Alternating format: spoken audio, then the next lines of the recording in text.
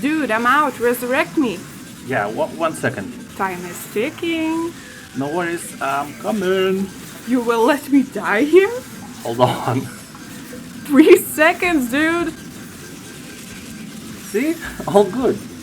I will find another husband. Hi, my name is Beer, and today I played Riftbreaker again. Yeah, the game with 90% of positive reviews on Steam, and this time with my wife. Please wave.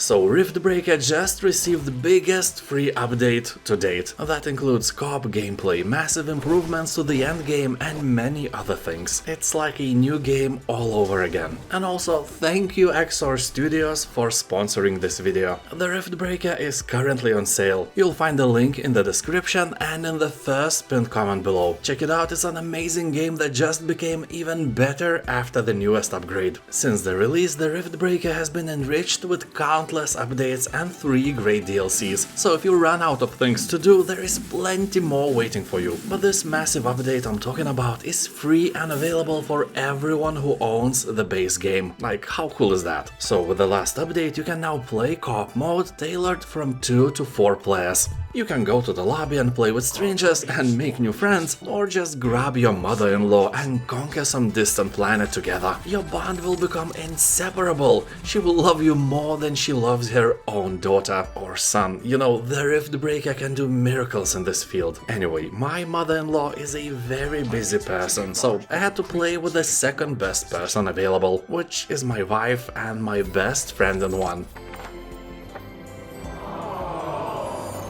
I will quickly remind you what the Riftbreaker is and how it is played. Basically, this is an intuitive and very easy to learn base building hack and slash shooter where your character sits inside a robot called Mr. Riggs. It is as smart as you are, a sentient machine who can crack a joke or two, and it is your best friend because you're basically one person. You sit inside him, that is weird but works wonders. You are a power team. So just like in automation games, here you will build your base and collect resources. Your main objective is to gather enough of everything to reopen the portal back to Earth. You know, because there is no beer and no potato salad on the planet you are stranded now. And yes, that is the only reason why you want to contact Earth again. You know, honestly, it's not the best place in the universe, but only one with potato salad. So while you collect all the precious stuff, the planet you are on silently hates you. Most of the fauna sees you as this disgusting parasite that is desecrating this wonderful place. So everything wants you dead. That would be terrible, but you are good not only at building things, but also at killing. And you can eradicate evil nature with your mighty swings, bombs, and automatic weapons. Yeah, screw nature, the galaxy is full of it. Like, really, there should be around 10 billion planets like Earth in our Milky Way alone. If you look at it from the point of logic, we are saving our planet's environment just because we don't have any other place like Earth. Well, saving is probably a strong word. We are mostly just speaking about saving the Earth environment. Our planet is the only one we have, so we are seriously concerned. Only concerned. Most of us are doing nothing about it. But imagine if we got billions places just like Earth, more than the grains of sand on your local beach. Then these planets would become just a resource for humanity. They wouldn't be unique in any way. And if we manage to ever go to distant worlds in our warp drives, in our shiny ships, this is the future that awaits us. Some of those planets will be declared a reserve, sanctuary, or even will be given a status of national park. But only a few of them. All other planets will be drained dry by our race. And to be honest, I'm okay with that. I guess you are not living in the cave either, but are rather enjoying this video inside a creation made by a ruthless concrete or woodcutting industry on a device that is filled with rare elements from dangerous mines based in third world countries. But if you are of those hypocrites thinking that humanity is terrible, don't worry, we will probably be wiped out by some way stronger and way bloodthirstier alien race, which was exploiting those poor planets centuries before us, while humans and gorillas were still the same species, and after the clash with these almighty aliens, our scattered remnants will be living in caves in harmony with nature, just as you would like. Your dream will come true, but the galaxy will be in ruins anyway, just not by humans, you know. And then your great-great-great-great-grandson will be eaten by some wild Bronterock and your bloodline will end. Yeah, so, Riftbreaker. Here you are, this ultimate killing machine and can slay swarms of local stuff without a sweat, until you get overwhelmed. But hey, if you don't like the idea of this happening once in a while, easy difficulty is for you. But because we are awesome, me and my wife, we decided to play this new co-op feature on normal difficulty. You know, like serious players. So we can play co-op in either a survival mode or a campaign, which is now also tailored for multiple players with the rebalanced objectives, pacing and enemy encounters. But because she and I already played campaign not so long ago, as I've said, this is a super entertaining game and we played all the time. So we decided to go and slay monsters in survival mode. And we overestimated our skill level by a mile. You know, because actually we both play campaign on easy and we never admitted to each other. So we decided to play on normal. Although before we had a small talk about that, we probably should try hard mode this time, because we are so good at this game. But, you know, decided not to because I recorded everything, you know. So I hosted the game, it's very easy to do, and the fun has begun. The second we landed on a planet, we started to cooperate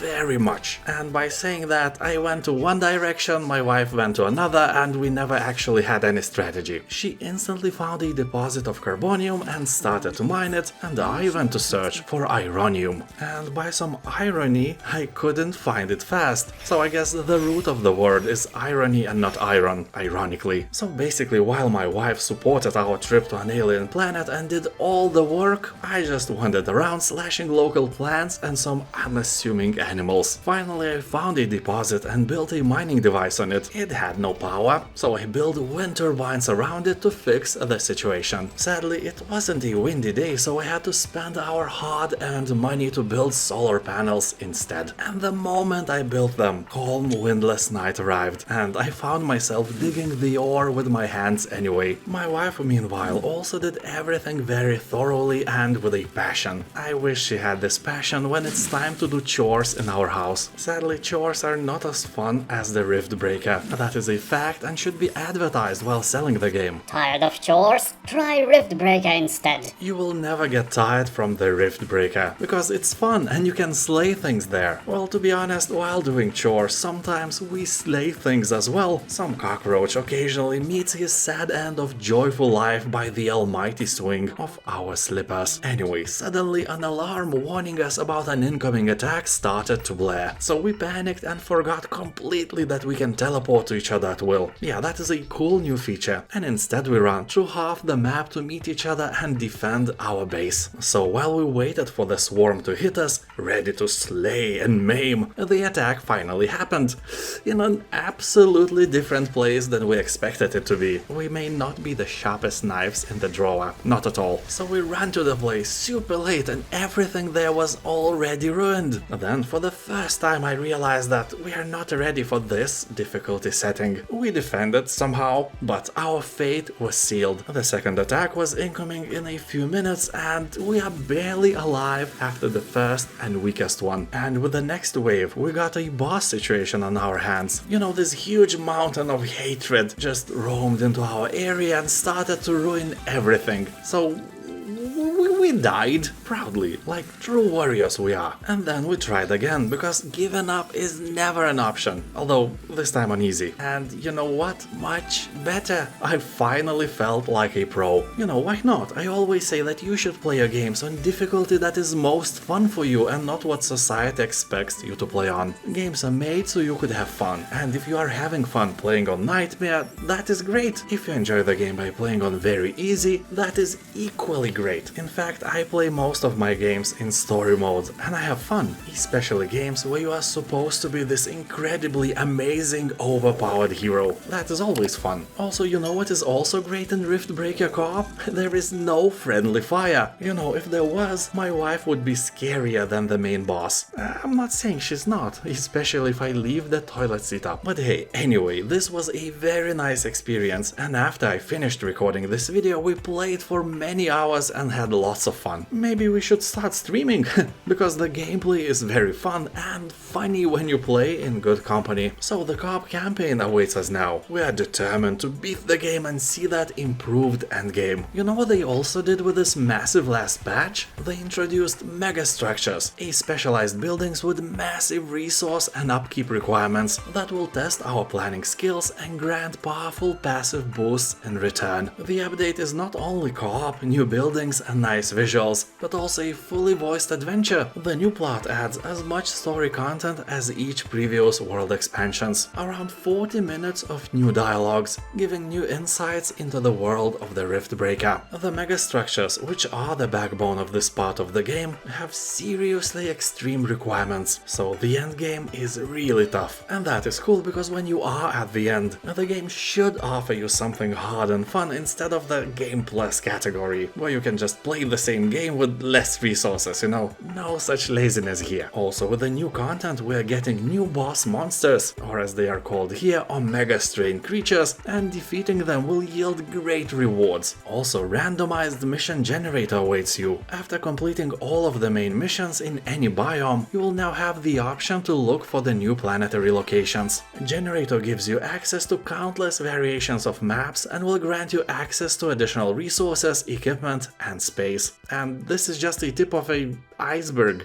Loot, weapon, and research systems are reworked, game balance adjusted, and many quality of life improvements are introduced as well, such as mass item disassembly, research search bar, quick multiplayer teleports, and many more. So as I've said, the Riftbreaker is now on sale, so click on my link in the description or in the first pinned comment below and dive into an unforgettable adventure. So thank you Exo Studios for sponsoring this video, and thank you guys for watching. Grab the game and maybe we'll meet in multiplayer, who knows. And now thank you for watching, have a nice day, and I'll see you next time. Bye.